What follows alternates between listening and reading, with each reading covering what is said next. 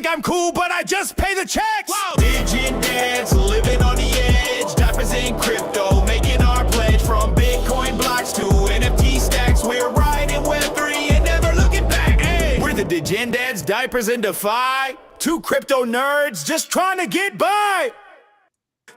What is up, everybody? Welcome to the Degen Dads podcast. We are live pretty much everywhere you can possibly think of. Twitter, YouTube, even live on the arena today. What's up, everybody that's watching from the arena? Kyle and I both have been on the arena since it pretty much pivoted to AVAX, and I got bought over by Jason. Great platform over there. Great to finally be joining in. We have a lot to talk about today. Mainly, it is a little dovish, you know. Speaking of which, we're going to talk about the rate cuts, Jerome Powell's speech, how the Bitcoin Santa rally got canceled, of course. But we have some fun things to talk about first, in there. A little AI conversation to begin with.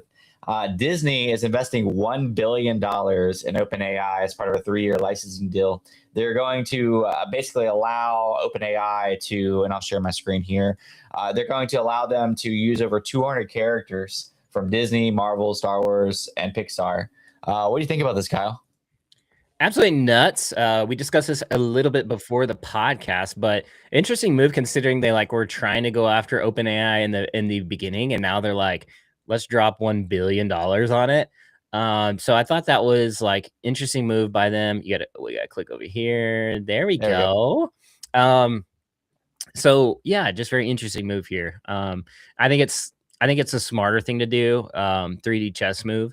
I think what they were doing earlier in the beginning phases was a little 2D, mid curving it.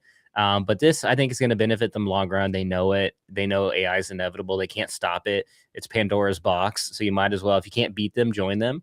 And we know that the government's pushing all these AI companies to absorb everyone's data anyways, because it's the only way the US can stay number one in AI is to literally just absorb all the data. So yeah, Disney can't do much there. So if you can't beat them, join them.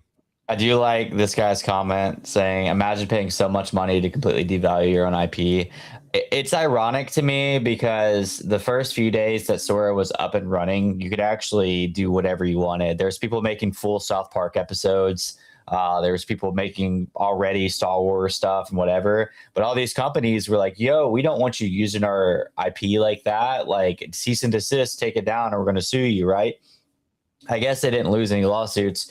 But now it's so much reverse that it's hey, we'll pay you $1 billion in order to, so that you can use our IP inside your app.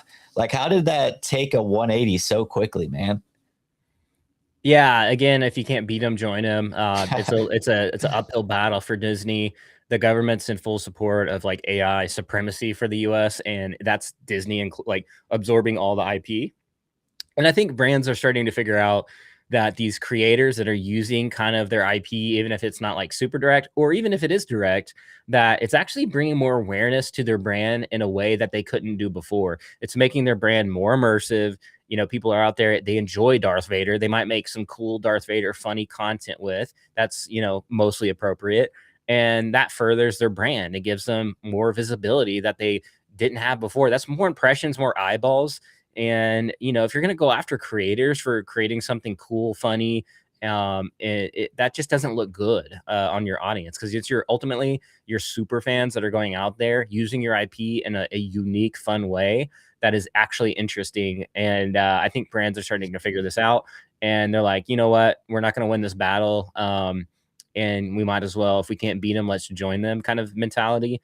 And I think that's the right move. I'm not... I don't think it's devaluing their IP. I think that's an extreme view on more of the corporate, if you're more into the corporate side of things. And, if you're a corpo, then I would look at it that way too. But I just think it's a losing battle. I think that brands are ultimately, when doing something like this, is a better move, in my opinion. All right. Yeah. I think I agree with you, but yes, crazy. What's up? I want to give a quick shout out. We got a lot of people on the arena chat right now. We have Avax Bro just followed us. Thanks for the follow. He also tipped us, yeah, he's a king tipper right now. So shout out to Avax Bro. Leon also tipped us over there. Much appreciated. Yeah, we have a busy chat over there right now. Ayo. ACDC followed us. Thanks for the follow. I'll see that. Much appreciated. Yeah. Yeah, I appreciate it, guys. We Yeah, have so first questions stream on coming the arena. in and comments coming in from the arena as well. Heck yeah. All right, man. Well, time for some crypto stuff. As I stated at the beginning, you would think that the market was going to get that Santa rally. We had the Fed cut rates by 25 basis points, which was expected. Bitcoin and Ethereum. I mean, Bitcoin was touched like 94, and Ethereum was not quite 35, but around there. It was looking good. Even Keyboard Monkey, whatever his name is, KBW, who's like typically bearish, was like, yo, like we actually might get a rally, till the end of the year. And then just all of a sudden, it just like reversed and we're back below. Bitcoin's back below 90K. Ethereum still holding above 3K, but at 31. All of the other alts are just getting like hammered. Like it's awful. Cardano down 11% on the last 24 hours. And of course, like, I don't know. My confusion here is like we all expected Powell to be like hawkish. Like I don't think anybody expected otherwise. So it's just kind of crazy how like things just play out exactly the way you expect them to play out. And the market's like, oh my gosh, these exact things weren't said, and the market just absolutely just getting murdered. Now I do like Bitcoin is still holding that support pretty well. We haven't seen I think it touched 86 or like last month at some point, but ultimately, I mean, we haven't really seen a clean break below like 86K. So I think as long as it holds that, we're possibly looking good.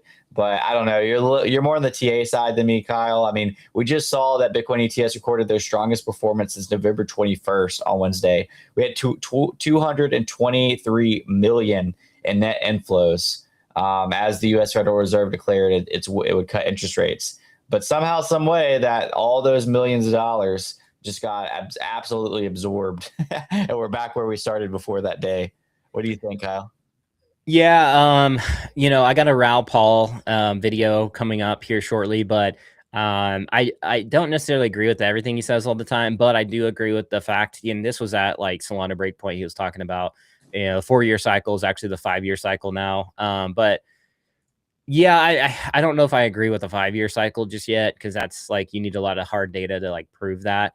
But what he did say I thought was interesting is like for the stock market overall, macroeconomics, like for people to invest into crypto, like you have to have like strong earnings. And right now, I think those earnings have been kind of minimal. And I think like strong earnings are going to come more so in 2026 than what we thought was going to happen at the end of 2025. But they did say like the Trump administration and the Trumpers, they were saying that like, or I think his son was saying like, we'll have a strong, like, economic boom in 6 months, and 6 months actually was like in 2026 and like Q1. So we could see some light there. I do think 2026 is broadly going to be a, kind of sideways year to the maybe end of the year. We'll see.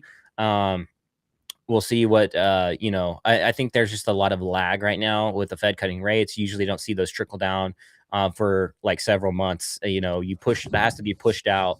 It's more of like, hey, if they cut rates, we're not going to feel that for a while. And that's, I think, being priced into the market and why we haven't seen like things just rip through the roof. And then Larry Fink from BlackRock was saying like Bitcoin, in his view, is actually a hedge against like risk, or a hedge against the economy itself. So if Bitcoin is doing great, that means the economy might not be doing so great. And it's interesting he said that because he's obviously like the CEO of BlackRock, so it's kind of a big deal. He was sitting actually next to Brian Armstrong, like a CEO of Coinbase, when he said that. So I was like, I wonder if Brian's going to be like, yo, this is not necessarily what Bitcoin is meant for. Bitcoin is meant for sovereignty and like a lot of other interesting things on the Satoshi white paper, for example. So yeah, I thought that was like an interesting thing to say, but I do agree with like the overall like macroeconomics of things. People have to have a lot of extra money to throw into crypto. With COVID, we saw the stimmy checks come out, and a lot of people were investing their money, their extra money into crypto. So maybe when we get those like Trump stimmies, then maybe we can see a crypto boom. So we'll see. It looks like the next version of stimmies might be like, because they just saw that everybody like gambled it away. last time they gave out the stimmy. So our newest version of it really might just look like tax credit or like something that has to be used towards like a very specific task. I have the ETF inflows and outflows charts up right now. You can see those numbers that we just saw of the graded from CoinMarketCap when they said that there's 222 million in net inflows, and go back to DeFi Llama, and that checks out December 10th. There was indeed $223.5 million in inflows. That brings the total to 98.73 billion. And whereas Ethereum has only seen 57 million, well, they saw 57 million yesterday, and they've seen a total of 15 billion in inflows. So I am interested to see today's numbers, because that was from December 10th, how those are going to check out, because I mean, yesterday was so strong, yet today we're kind of back to where we started, as I said. And you're talking about BlackRock. I mean, out of all those inflows yesterday, 192 million of them. So 70-80% of those was actually BlackRock by themselves. Fidelity coming in behind them. So BlackRock is super bullish, which is a good thing. I want BlackRock to be bullish on my assets, but that's just some numbers for you. They want to control it, man. They, you know, I don't know. They could be pushing the market down to force Michael Saylor and MicroStrategy to sell some of their Bitcoin, so they can be like the dominant player. But yeah, there's stuff behind the scenes. Well, you never know, you know, what goes on. The stock market can be a very, you know, corporate greed, you know, place where you see those type of things happen. Like the whole GME thing years ago, where companies were shorting it to make a bunch of profit in order, you know, to obviously, like, that would have bankrupted GME or GameStop. So, and the opposite happened. So I think the same thing could be playing out here with MicroStrategy.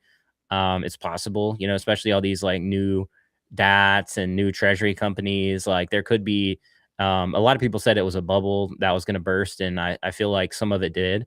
So I think we're seeing a lot of that play out as well. So I think this is a part of the overall growth of Bitcoin. I think, you know, companies will survive. I think survival of the fittest is playing out before our eyes right now too. So yeah, it's like corporate type of stuff we're seeing in crypto now, and not just like, you know, it's not, you know, just gradual upward, you know, it's going to be choppy and then kind of gradually go up. So yeah, I don't know. It's very interesting. It's like mimicking more stocks than anything else, like right now. It is. That's why, like, when like CEO of BlackRock says like, oh, well, when the economy is worse off, Bitcoin will be stronger. I'm a little skeptical, just because Bitcoin has followed stocks and especially like AI trends and tech trends so hard, really forever. But especially this year, it seems more and more tied in with the rest of the economy. So yeah, we're also getting a bunch of follows on the arena. So shout out to everybody there. We're up to 25 follows already. Alam, Rut, Tania, DHK, DH, Shamim. Thanks for all the follows. PK. Yeah, CFR. Thank you guys for all the follows. BMAC. Appreciate it. Thank you, everybody. Yeah, definitely we'll start streaming on the arena more often. We are live once a week on Thursdays, which I know isn't super frequent, at 11 a.m. Eastern time. So yeah, catch us then for sure. And I mean, there's still a lot more to go for this. Speaking of which, we're talking about the market taking a hit. Man, one of the hardest things to watch this week was the Doodles mint. So the Doodles minted these doopies, right? They're between 1 and 3 sol. It does look like some of the 3 sol ones are selling for a little higher. And I guess technically they are selling over mint. I didn't check right when they, I guess I can see the numbers right here. But basically, yeah, there was only 8,888 actually bought, but it was way less than that. Like a majority of that was claimed, and then some of that was from the a majority of that was claimed, and some of that was from like the team buys. So they actually only raised like 10% of their 3 to 4 million that they were hoping to make. So the mint was really only 10% of expectations. And this is Doodles. I made a long video on this yesterday, like a 12-minute video talking about this. But my argument here is obviously Doodles timed the market incorrectly, but like Doodles has had partnerships with McDonald's. They've had partnerships with Fruit Loops. They've had partnerships with Lil Wayne, Lil Yachty. They've had films win awards. So like we're talking about the top Web3 IP here just absolutely gets massacred on their attempted mint. And to me, that just shows that the state of NFTs right now, the users aren't there, and people aren't wanting to buy things that they can't speculate strongly on. So when you have a 25K supply at a one sold mint, people clearly are like, well, I can't make profit on this probably. So they're just not going to mint it. But even with all that being said, with Doodles being who they are, this is kind of sad to see. Do you have any thoughts on the whole Doodles thing? I mean, it's super high supply and the market isn't ready for that. You know, I think like they dropped it during a time that's like tumultuous and like the market's up like super sideways and choppy. And yeah, people just don't have like a huge appetite for NFTs currently. Now, if this was like a super lower, you know, the supply was much lower, might have been a little different. But yeah, not everybody's necessarily sold out on the Doodle IP itself. Like you said, I think a lot of it has to tie in with like, can I make money with this? And you know, I might become a collector, but I have to feel like this is going to be like a value add to my portfolio, you know, versus like my collection. Collectors are built over like a long extended period of time.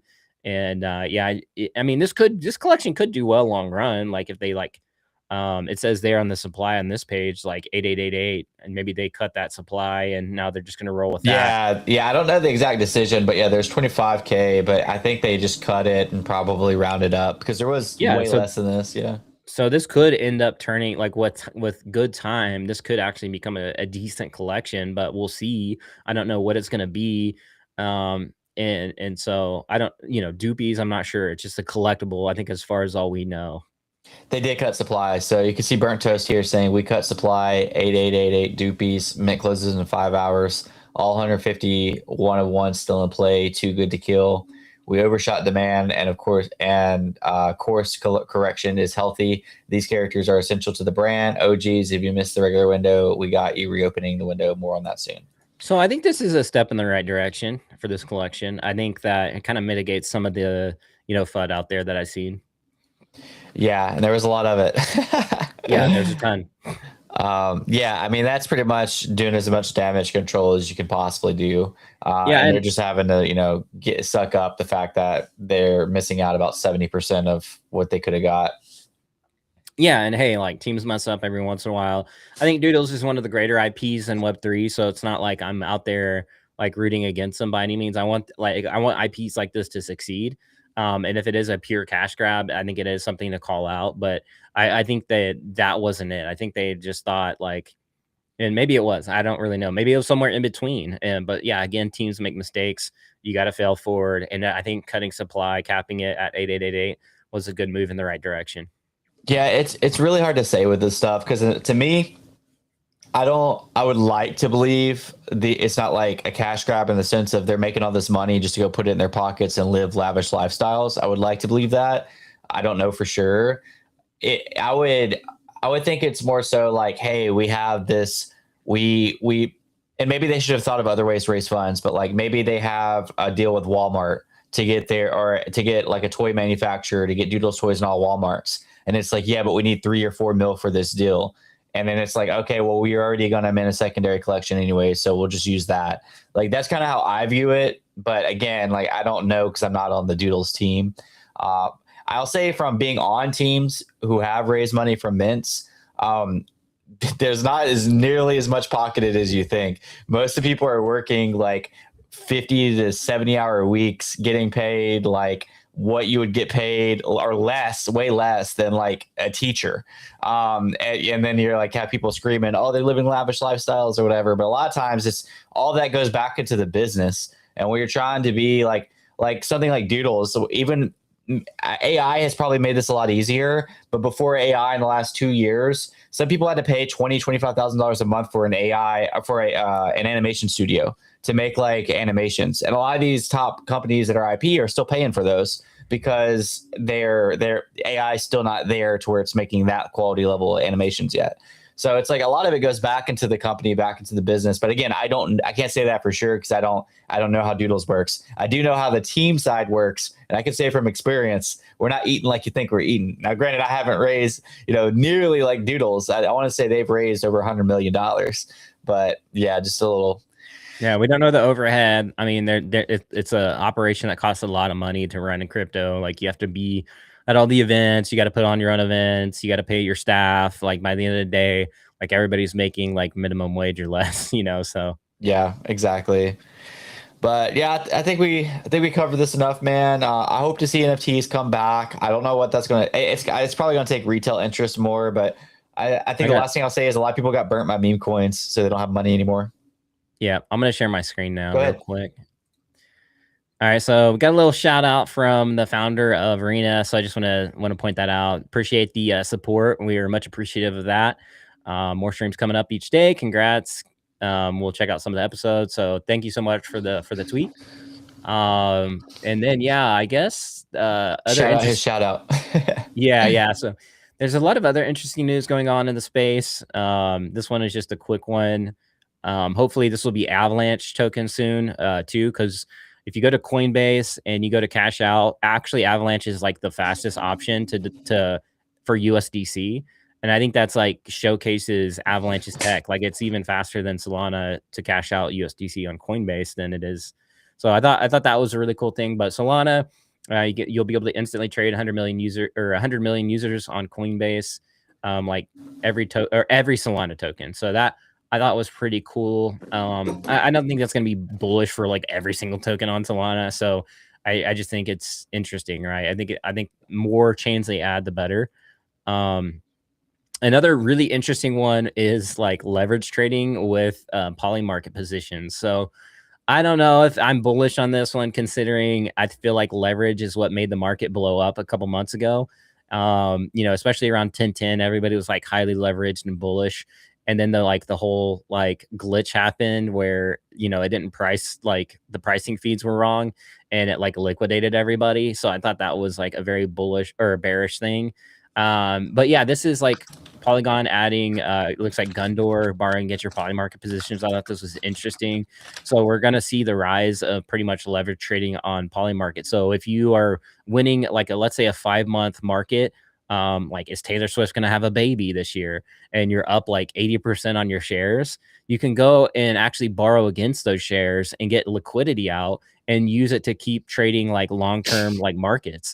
And I don't know if this is a good thing because this could tank a lot of what is on poly market. So I'm not necessarily bullish on this one. This one's more of a neutral. Like this would have been a cool thing to have like last year before there's like a bunch of like, I don't know, leverage trading on crypto itself.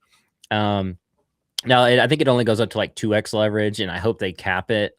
I hope like platforms don't do like a hyper liquid where it's like 50x or 20x or whatever x. Because I think that would really put a sour taste in a lot of people's mouth on poly market. Because if we have like a pricing glitch or if there's some crazy event that happens and all of the markets like crash on poly market, that's a bad look on poly market and prediction markets as a whole. And so I don't know. I thought this was kind of cool, but kind of not. It's just neutral for me right here, but I thought that was a piece of interesting news. Super degen, man. You're just gonna have to be like the top like trader to actually execute this type of stuff. Like to be so confident in your position that you're just gonna keep it open and then borrow that money against it so you can go gamble more. I don't know. This also, one angle of this, man, is this also leaves room for insiders to eat even heavier. Because if you're an insider in Google, knowing that Google is going to release the new version of Gemini, next month, you can put all your money you possibly have into that bet because for sure, and you could borrow against it, and you can go put that borrowed money in another Google inside trade. And so, like, I feel like this is just going to allow very wealthy people and people that have insider knowledge to like eat even more and it be at even a larger advantage.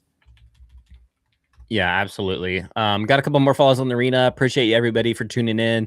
What's going on, Bithy? Thanks for all the new follows. Towhead, Serena, Bithy, Pooh SK. A lot of everybody following us on the arena. Appreciate the new follows. So I just want to give everybody a shout out over there. Ayo, yeah, we've been doing this podcast for well over a year. We started during like the last bear market, took a break, and we're back. It's available on all platforms after we're live as well, audio as well. So it's on Spotify, it's on Apple Music or whatever that Apple Podcast, regular podcast app, all those things. If you just want to listen in, we try to really explain the visuals that we talk about so that it caters to listeners, audio listeners exclusively as well. So yeah, Degen Dads podcast everywhere.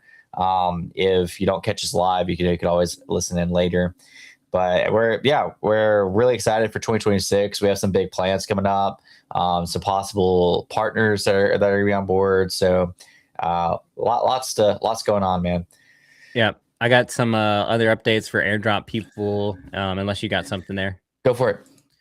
All right, so this one is from Star Atlas. So they created a SVM. Now, it would have been, I would have loved to see Star Atlas on Avalanche deploy their own layer one, because I feel layer ones with their own dedicated like block space and like all this other stuff, like it would have been a solid move, especially for their golden age game. It's all on chain, so like every move gets logged on the blockchain. But I think they found out, Star Atlas did, that like they have to compete with main layer one block space on Solana. And so what they did is they went and created their own SVM, or it's like basically a layer two on Solana. But you can actually farm it. And so, if you're interested in airdrop farming, this one might be one to look at. I like the Star Atlas team. I met, Matthew Wagner, I believe is the CEO of Star Atlas. I met him in person several times. Great guy. I just think what they're trying to build is very ambitious. It's hard. It's not going to be easy for them. And I'm always a big fan of like very ambitious teams that like have this huge mountain to climb. And so they went and built their own SVM that you can like farm. It's going to be its own layer two on Solana. But I thought that was an interesting one here. And this whole video covers like how you can farm it. Essentially, like you can go in, play their Star Atlas game. It's like their shooter. So if you're into games and you're into shooters, like this one might be for you. You can also go into their marketplace and buy, like ships directly from Star Atlas, and it walks you through that. Like has to be the blue Star Atlas. Like you have to buy direct from them. And then like you can lock tokens to farm it as well, as it's kind of showing here in this video. I think Atlas and Polis you can lock. And then of course playing their golden age game, which again is like pretty much fully on chain. Like every move is logged, like everything you do is on chain. It's one of the first on chain games, and I think of its scale, like one of the most like advanced on chain games that has still been around. A lot of the on chain games are like either pixelated, which is fine if you're into that, but it's not really fully on chain because it doesn't log like every single move. Whereas this one is like the whole nine. They went like full out with it, which is why they're probably deploying this like layer two on Solana. And then I think there's the last one to like you can do some DeFi stuff too. Next, are you opting to play Star Atlas on the? So yeah. So anyways, that's that. And that's kind of how you can farm the airdrop. So it could be worth it. Maybe perhaps not a lot of people are going to be playing, the game that you might have to compete with. So I think it's something that like is going to be an outlier, a nice, sweet little airdrop that perhaps not a lot of people might partake in that could be competitive. So this one I thought was an interesting airdrop to especially revolving around a game. And I'm a gamer, so I think this could be a fun one. So every like when you're walking, like it's all logged, like on chain, like the steps. So it's just the golden age game. So this game is like almost like, I don't want to say a board game, but imagine a board game where you have to move your ship from one planet to the next, and you're like constantly trying to discover anomalies, and like you might run into another ship or something like that, or discover new things. So it's more like a very cerebral type of like game. It's not like your traditional game. It's more like you log moves, and it's like this kind of galaxy, and you can discover. They actually have like subplanet, like super legendary like ships you can find actually, or like win or something like that in the game. Very interesting, but like all those like different moves. So your ship, you could like make it move from one galaxy side to the other side of the galaxy, and it'll take like an extended amount of time, but it'll log like every single like plot that you moved the ship.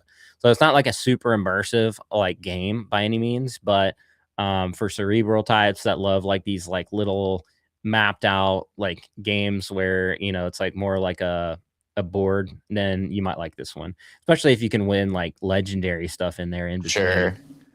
Yeah, I just like my mind tries to comprehend like why Solana needs an L2, right? Like it's already like fast and cheap and expansive. So Yeah, well, that's the thing is like Solana's going to run into a similar thing with Ethereum because over time, like you start onboarding like institutions and you start onboarding like games like this.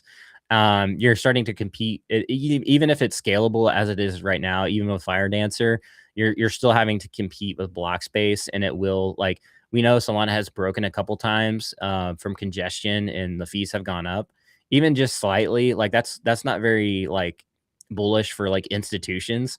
So what's going to have they're going to run into a similar case like as Ethereum, even with their high throughput that SVMs like Sonic is a big one too. I think Sonic is like a big SVM. And that's what I've been saying for the past couple of years. Like layer twos are going to be a thing, and here we are. And I think it's good tech. I don't think it's bad tech. I think it's like for a game like this and that, or like let's say a game studio that might have multiple titles, they might not want to have to compete with everybody else on the Solana layer one level. Like they're not wanting to be on the same space as like pump fund transactions, right? They want their own highly scalable, efficient. I mean, same as Avalanche. Like why somebody would deploy a Avalanche layer one is because you're not having to compete with that same block space, but it's even more customizable. You can have validators and extra things than beyond even SVM. So I think it's just different strokes for different folks. They've been on Solana forever, so for them, I think it was a natural move for them. I would have wished that. I mean, I thought Avalanche Layer 1 would have been awesome. I think the tech matches Star Atlas's like games and what they're doing, but they've been on Solana forever, so I'm not too surprised. yeah, that makes sense. That's fair. I feel like that's definitely getting ahead to like, you know, if Solana doesn't even face like a scaling issue for like, I don't know, 1 to 5 years, you know, some of these L2s might be the L2s for Solana. So it makes sense to try to be early to them. Yeah, and they can kind of control their destiny, so to speak. So they could onboard other, you know, games to their layer 2. So there's like their own benefits of having that. Just like again, going back to Avalanche layer 1, what Beam has done, I think is really cool is a whole game studio. They have a lot of projects going on. They have their AI branch now. They have a sovereign wealth fund that's invested into them. And now they have their own dedicated, like, it's very decentralized. I mean, they had like, I don't even know, like 50,000 nodes. So, and validators or whatever. And like some of these Avalanche layer ones have more validators than entire blockchains. And that's, you know, the more validators and more Avalanche layer ones, the more secure the actual top layer Avalanche like becomes, I think is how it goes. So, yeah, I'm very bullish on Avalanche long run because again, like finance side of things, like the transactions are going to be, you know, you have to have a global scale of like your chain has to be globally scalable, like at a global level, not just like, hey, we're just doing crypto and, you know, transferring some money here and there. Sure. But, you know, it's going to be high throughput stuff. And yeah, so. Yeah, that makes sense. I like it. But speaking of gaming, what do you think about this one, Chris? Trump's mobile game on open loot. So I don't know about this one, man. I don't know. Coming soon. Trump Billionaires Club. Billionaires Club. Can you hear it? Yeah, I can hear it. To hit the App Store. 1 billion in prizes. You want to be a billionaire? Then you need to think like one. Make every move count. Master the art of Looks like Monopoly. Invest smart. Immersive Monopoly. Win big. Scale your business empire. And above all, win. So, what's the move? Ready to join the Billionaires Club? It looks like one of those Instagram ads that I get that's like a random game. You know, there's one particular one that like you're like running down an alley and shooting a bunch of like down the alley and like a bunch of things are running at you. I see that ad everywhere on Facebook and Instagram. This like 100% reminds me of like an Instagram ad for a game. Yeah, I mean, Trump isn't involved with that at all. I guarantee you, like, they probably like bought some of his IP or like just got his permission to some degree. They even probably use that AI voice to like kind of insert into that promo video. It looks trash, bro. I don't know what other way to paint it. It looks bad. It looks like I'm gonna lose my crypto for clicking on that right now. Yeah, it does look like one of those, like, I don't want to say scammy mobile games, because like mobile games, like some people play those like scammy looking games and they like love it, like the casino type games or like whatever. So I don't want to judge a book by its cover, but they had like maybe like 1 second of gameplay in here like that I saw, and it wasn't like enough. It wasn't enough to make a judgment. I'm like, man, they should have put like more gameplay in here so we know what we're looking at. We like, go to that website, TrumpBillionaires.com or whatever. Like Firestorm even was like, on the open loop post was like no gameplay. That's like a big thing, like for Web3 games, is like we want to see gameplay. Well, if you can't see gameplay, it probably means the game sucks. But on the flip side of this, though, is it did pick up some fun. And there's a free waitlist and a chance to get a share of $1 million in Trump coin rewards. So I thought, like, hey, maybe this is an opportunity, because like a lot of people are like, this is a scam. But like, I'm like, hey, like if they think it's a scam, I might actually play this to see if I can try to win something. But I don't know. We'll see. I thought this was interesting by the Trump meme coin people who watch, Trump meme coin. Yeah.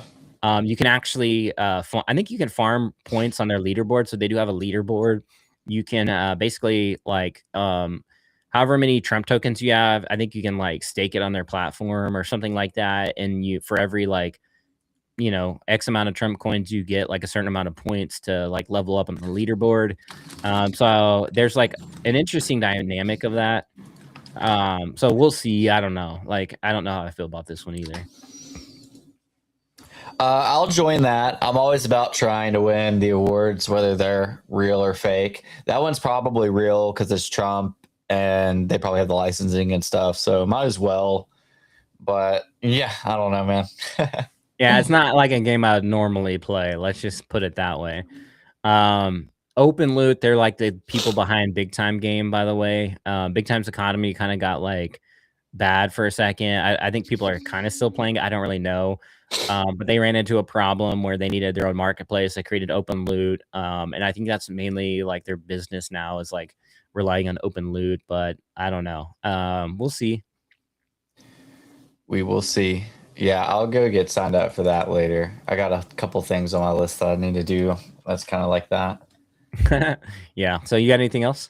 I got two things. Yeah. Being we're talking about the airdrops right now, might as well add to the airdrop topic.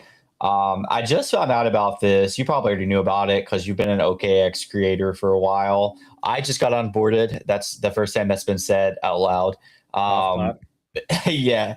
But it's really cool, man, to be able to partner with like a legit company that does a bunch of really cool stuff. Well, I just found out that like they have these drops, these like airdrops. I'm trying to find the specific one that I'm thinking of.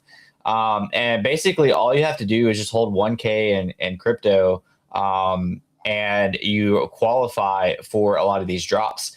And one of the ones that I know I'm not sharing my screen yet. I'm trying to find the specific drop that I'm talking about. They had two in the last few days. I just found that one. The one that I'm talking about is this Say, which is a major blockchain, right? Mm-hmm. I'm sharing my screen now. Yeah, so they airdropped, or they're going to airdrop 571,428 Say tokens to be distributed.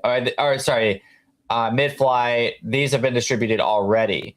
But basically, all you have to do is hold 1K in crypto on OKX and opt in. Just click opt in. That's it. Just like you would for Coinbase things. But to me, this is going to be a lot less competitive because you have to hold $1,000. And it's OKX. So like they're still compared to like Coinbase where like everybody's on, like OKX is still, it's one of the biggest companies out there, but it's still less competition in my opinion. So I'm definitely going to do this today. I don't have 1K in there yet. I need to transfer 1K into my OKX and just hit opt in for Say. But they literally just did another one. I'm thinking it's the same thing. I could be a little off on this, but they have this 1.5 million night token. I haven't done the math on night to see how much it would be worth, but this is on X drops. And again, all you have to do is hold 1K. So you might as well just put $1,000 if you have that OKX account. Just opt into this stuff. I mean, it's not complicated. It's more of like a award system than it is like a airdrop per se. But I mean, it is literally airdrop to you. So there's some alpha. That's not. Yeah, X drops are pretty good. Yeah, just because Kyle and I are OKX creators, this is not anything to do with our creator partnership. This is literally just me talking about it because I think it's a good opportunity. Yeah, they're live in the US too, so they like officially went fully live with all their products. Like mostly, I think OKX did. So really cool stuff. They kind of are terming CDeFi, so they're like both a centralized and a DeFi through their wallet. Yeah, and I've seen a lot of that. Honestly, that's like the best competition for Coinbase right now. Like, I think what they're doing is very cool. I've always been a big fan of OKX. They've always been pretty consistent, and they've like over the past couple years have dropped like really good products, like no cap, Yeah, I think so as well. So I'm excited to see this. I had this earlier. I'm just gonna breeze over it, but this basically Arthur Hayes saying that all L1s are going to zero except for Ethereum and Solana. I thought that was kind of interesting. Arthur Hayes, man, he's been so like you either love or hate the guy, because one of the things he got into was Monad, and people were like, oh crap, like he's in Monad, like he's just gonna like dump and it's gonna like send the token to zero. So people were, some people love his take, some people don't. I mean, he's just like one of those guys. The more I look at it, I used to really value his opinion, but I think as time goes on, it feels a little like a shill, a little bit like he's just pumping his own bags. A lot of these people are, man. A lot of these people are, and you don't really find it out till later on. But yeah, I just thought, I thought it was interesting that he would say that.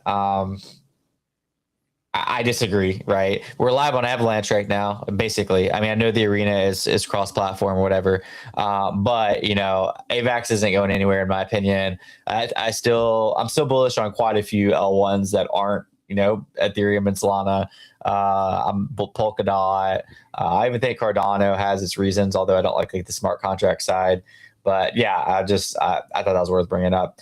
Yeah, I mean, like a lot of layer ones out there, like people use for like business, like for like real world use cases. Like there's like Render, for example, that's like cloud compute, cloud rendering, stuff like that like never going to go away. There's like a bunch of other like what I guess you would call a layer one. So I think there's just like a lot of real world use cases that are like hyper specific that like very much will never go away.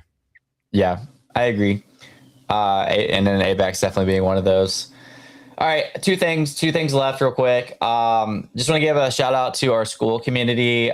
This is really for people that aren't super Web3 native, but it's also for like the degens that are in the trenches as well. But we give like weekly analysis. Actually, this week I gave a pretty good call on ETH. I talked about the staked BlackRock ETF, and this is when ETH was under like I think it was at like 2,800. It went up 9% the day afterwards, and then it went up to 3,500 yesterday. So I mean, ETH went from like 2,800 to like 3,400 from that call.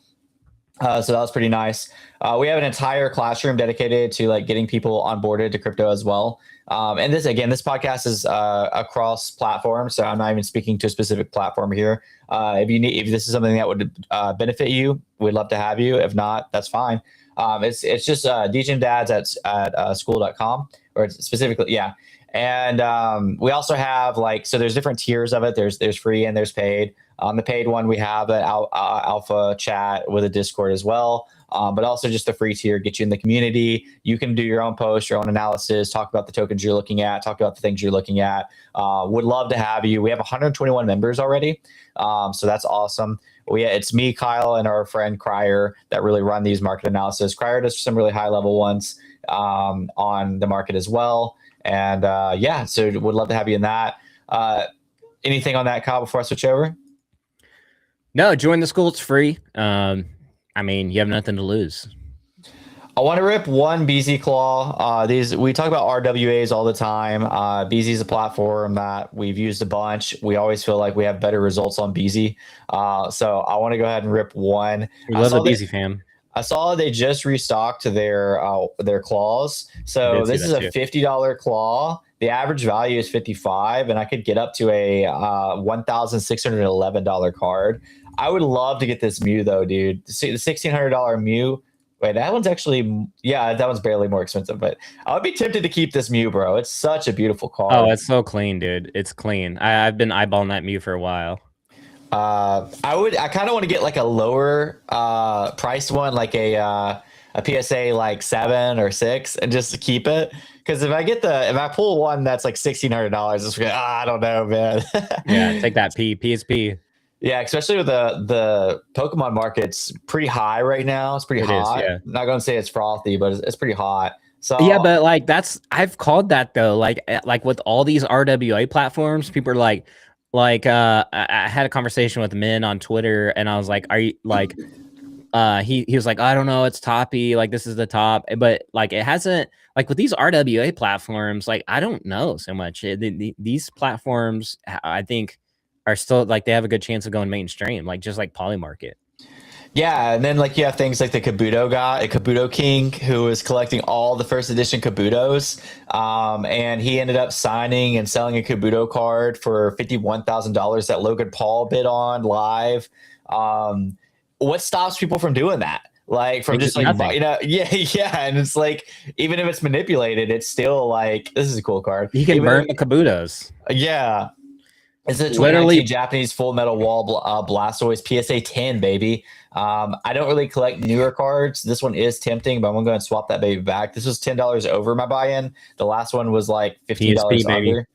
Yeah. I'll pull one more, and we could probably call it a third time's a charm. Let's see the recent pulls. The recent pulls have been pretty average, so nobody's pulled like an absolute banger today until this pull right here. This one right here is going to be the banger. Let me I thought I had it. I listed my Gengar Mimikyu on the marketplace. I got an offer for it yesterday, but it was did like, you? yeah, super low ball offer. So I'm gonna keep it, or at least I'm not gonna like go for that offer. Zapdos, not bad. Okay, yeah, it's a beautiful card. Zapdos. Yeah, it's a beautiful card though. The gold.